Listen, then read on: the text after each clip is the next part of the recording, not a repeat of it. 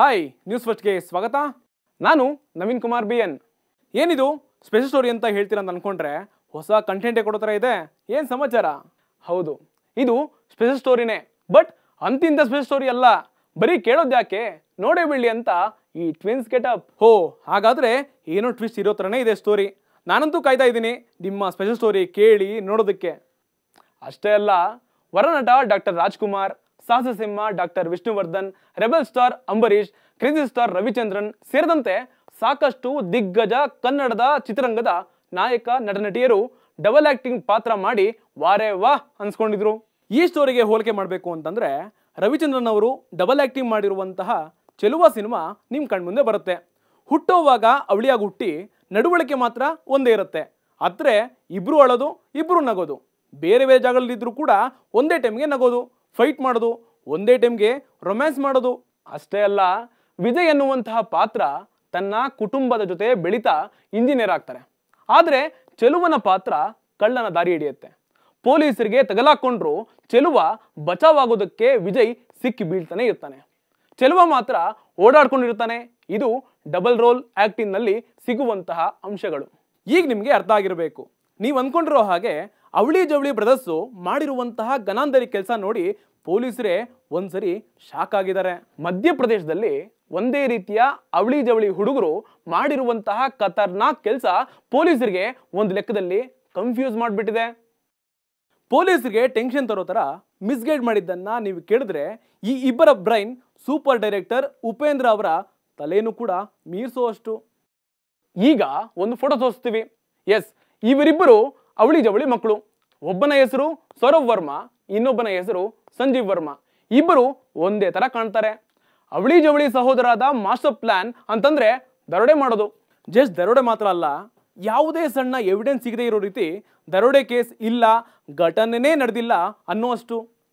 ಒಬ್ಬ ಕಳ್ತನ ಅಥವಾ ದರೋಡೆ ಮಾಡೋಕ್ಕೆ ಹೋದ್ರೆ ಇನ್ನೊಬ್ಬ ಅಲ್ಲಿ ಕಳ್ತನ ದರೋಡೆ ಮಾಡಿಲ್ಲ ಅಂತ ಅನ್ನುವಂತಹ ಸೀನ್ ಕ್ರಿಯೇಟ್ ಮಾಡ್ಬಿಡ್ತಾನೆ.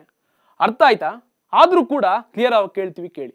ಸೌರಭ್ ಹಾಗೂ ಸಂಜೀವ್ ವರ್ಮಾ ಒಂದೇ ತರ ಕಾಣ್ತೀವಿ ಅನ್ನೋದನ್ನೇ ಬಂಡವಾಳ ಮಾಡಿಕೊಂಡು ಕಳ್ಳತನ ದರೋಡೆ ಮಾಡೋದನ್ನೇ ಕಾಯಕವೇ ಕೈಲಾಸ ಮಾಡಿಕೊಂಡು ಬಿಟ್ಕೊಂಡಿದ್ರು. ಅಕಸ್ಮಾತ್ ಪೊಲೀಸರಿಗೆ ಕೈಗೆ ಸಿಕ್ಬಿದ್ರೆ ತಪ್ಪಿಸ್ಕೊಳ್ಳೋದಕ್ಕೆ ಇವರು ಮಾಡಿದಂತಹ ಖತರ್ನಾಕ್ ಪ್ಲಾನ್ಗೆ ಪೊಲೀಸರೇ ತಂಡ ಹೊಡೆದಿದ್ರು. ಇದರಲ್ಲಿ ಒಬ್ಬ ಕಳ್ತನ ಮಾಡಿದ್ರೆ ಇನ್ನೊಬ್ಬ ನಾನು ಕಳ್ತನನೇ ಮಾಡಿಲ್ಲ, ನಾನು ಅವತ್ತು ಕಳ್ತನ ಮಾಡಿದಂತಹ ಜಾಗದಲ್ಲಿ ಇಲ್ವೇ ಇಲ್ಲಿಲ್ಲ, ಬೇರೆ ಕಡೆ ಇದ್ದೆ, ಬೇಕಿದ್ರೆ ನೀವೇ ನೋಡ್ಕೊಳ್ಳಿ ಅಂತ CCTV ವಿಡಿಯೋಗಳನ್ನ ತೋರಿಸಿ ಪೊಲೀಸಿಂದ ಬಚಾವಾಗ್ತಾ ಇದ್ದ. ಈಗ ನಿಮ್ಗೆ ಇಂಟ್ರೆಸ್ಟಿಂಗ್ ಅಂತ ಅನ್ಸ್ತಾ ಇರ್ಬೋದು.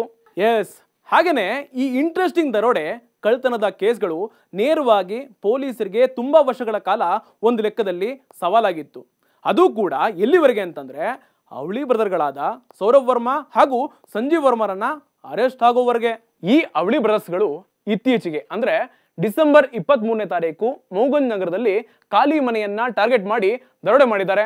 ಈ ಇಬ್ರು ಮನೆಗೆ ನುಗ್ಗಿ ಬೀರು ಒಳಗೆ ಇದ್ದಂತಹ ಕಿತ್ತಾಕಿ ಕಿಜೋರಿಯಲ್ಲಿದ್ದಂತಹ ಚಿನ್ನಾಭರಣ ಹಣ ಸೇರ್ಕೊಂಡು ಲಕ್ಷಾಂತರ ರೂಪಾಯಿ ಹಣವನ್ನ ದೋಚಿ ಪರಾರಿಯಾಗಿದ್ದಾರೆ. ಹಣ ಚಿನ್ನ ಎಲ್ಲ ದರೋಡೆ ಆಗಿದೆ ಅಂತ ಕಂಪ್ಲೇಂಟ್ ತೆಗೆದುಕೊಂಡಂತಹ ಪೊಲೀಸರು ಈ ಕೇಸನ್ನ ಟಾರ್ಗೆಟ್ ಮಾಡ್ತಾರೆ. FIR ಹಾಕಿ ಇನ್ವೆಸ್ಟಿಗೇಷನ್ಗೆ ಇಳಿದಂತಹ ಪೊಲೀಸರು ಅದಕ್ಕೋಸ್ಕರ ಅಂತಾನೆ ಟೀಮ್ ಮಾಡ್ಕೊಳ್ತಾರೆ. ಸೌರಭ್ನ ಅರೆಸ್ಟ್ ಮಾಡಿ ಬಲೆಗೆ ಬೀಳಿಸ್ಕೊಂಡು ಸ್ಟೇಷನ್ಗೆ ಬಂದಂತಹ ಪೊಲೀಸರಿಗೆ ಕನ್ಫ್ಯೂಸ್ ಮಾಡೋದಕ್ಕೆ ಅಂತಾನೆ ಇಬ್ಬರು ಪ್ಲಾನ್ ಮಾಡಿ ಇಟ್ಟಿರ್ತಾರೆ. ಅಷ್ಟೊತ್ತಿಗೆ ಸಂಜೀವ್ ಪೊಲೀಸ್ ಸ್ಟೇಷನ್ಗೆ ಬಂದು ಪೊಲೀಸರು ಈಗಾಗಲೇ ಅರೆಸ್ಟ್ ಮಾಡಿರುವಂತಹ ವ್ಯಕ್ತಿ ಅಂತ ಹೇಳ್ಕೊಂಡಾಗ ಕೇಸ್ ಒಂದು ಲೆಕ್ಕದಲ್ಲಿ ಡ್ರಾಮಾಗೆ ಟರ್ನ್ ಆಗುತ್ತೆ. ಸಂಜೀವ್ನ ಬಿಹೇವ್ ಪೊಲೀಸರಲ್ಲಿ ಗೊಂದಲ ತರುತ್ತೆ. ಸ್ಟಾರ್ಟಿಂಗ್ ನಲ್ಲಿ ಅರೆಸ್ಟ್ ಆದನು ಹೇಗೆ ತಪ್ಪಿಸ್ಕೊಂಡ ಅನ್ನೋದು ಪೊಲೀಸರಿಗೆ ಮತ್ತೆ ಕನ್ಫ್ಯೂಸ್ಗೆ ಕಾರಣ ಆಗತ್ತೆ. ಆಗ್ಲೇ ಕಂಪ್ಲೀಟ್ ಆಗಿ ರೀವರ್ಕ್ ಮಾಡಿದಾಗ ಇಲ್ಲಿ ಆಗಿರೋ ಡಬಲ್ ಪ್ಲಾನಿಂಗ್ ಏನು ಅಂತ ಗೊತ್ತಾಗತ್ತೆ. ಆಕ್ಚುಲಿ ಈ ದರೋಡೆ ಕೇಸ್ನಿಂದ ಬಚಾವಾಗೋದಕ್ಕೆ ಈ ಅವಳಿ ಸಹೋದರರು ಬಹಳ ಕಷ್ಟಪಟ್ರು. ಒಂಥರ ಬಟ್ಟೆ ಹಾಕೊಂಡ್ರು, ಓಡಾಡಿದ್ರು. ಅಷ್ಟೇ ಅಲ್ಲ, ಯಾವುದೇ ಡೌಟ್ ಬರಬಾರ್ದು ಅಂತ ಒಂದೇ ಮನೆಯಲ್ಲಿ ಇದ್ದು ನಾಟಕ ಮಾಡಿದ್ರು.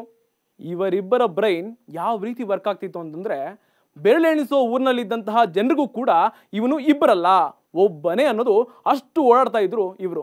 ಸದ್ಯ ಈ ಇಬ್ಬರು ಖತರ್ನಾಕ್ ಅವಳಿ ಸಹೋದರರಿಂದ ಲಕ್ಷಾಂತರ ರೂಪಾಯಿ ಮೌಲ್ಯದ ಚಿನ್ನಾಭರಣಗಳನ್ನ ಪೊಲೀಸರು ವಶಪಡಿಸಿಕೊಂಡು ಹಿಂದೆ ಮಾಡಿದಂತಹ ಇಸ್ತ್ರಿಗಳನ್ನ ಕೆದಕ್ತಾ ಇದ್ದಾರೆ. ಇದಾಗಿತ್ತು ಇಂದಿನ ಸ್ಪೆಷಲ್ ರಿಪೋರ್ಟ್. ಅಪ್ಡೇಟ್ ಕಂಟೆಂಟ್ಗಾಗಿ ನೋಡ್ತಾ ಇರಿ ನ್ಯೂಸ್ ಫಸ್ಟ್ ನಿರ್ಭೀತಿಯಿಂದ ನಿಮ್ಮ ಪರವಾಗಿ.